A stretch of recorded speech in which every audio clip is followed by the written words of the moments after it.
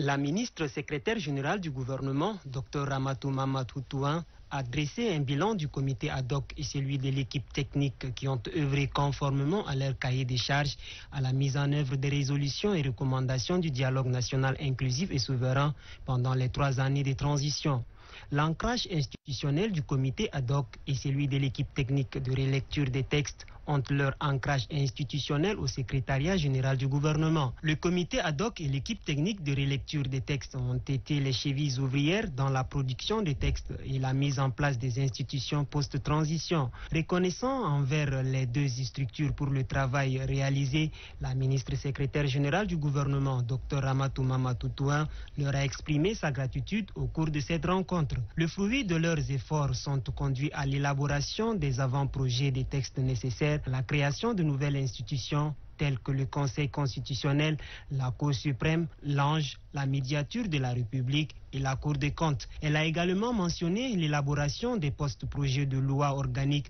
qui ont établi le Conseil supérieur, la Haute Cour de justice et le Haut Conseil des chefferies traditionnelles. La ministre secrétaire générale du gouvernement, Dr Ramatou Mamadou Touan, a noté que le comité et l'équipe technique ont déjà élaboré les avant-projets de loi concernant le Conseil économique, social, culturel et environnemental, ainsi que les textes sur le statut de l'opposition, la charte politique et le nombre de députés et ceux qui siégeront au Sénat. Ce test attend d'être examiné au Conseil des ministres avant d'être transmis au CNT pour leur adoption. Saluant le dévouement et la contribution des membres du comité ad hoc et de l'équipe de relecture des textes techniques, leurs apports ont été déterminants dans l'avancement du processus de transition, a laissé entendre Dr Ramatou Mamadou Touan. Dans le cadre de leur cahier des charges, les deux comités ont encore d'autres tâches à accomplir. C'est qu'elle a donné des directives aux deux équipes tout en les exhortant à poursuivre leurs efforts dans l'élaboration des textes relatifs aux collectivités autonomes. La ministre secrétaire générale du gouvernement a appelé chacun à maintenir les mêmes efforts afin que le pays soit doté de tous les textes prévus pour les résolutions et recommandations du dialogue national inclusif et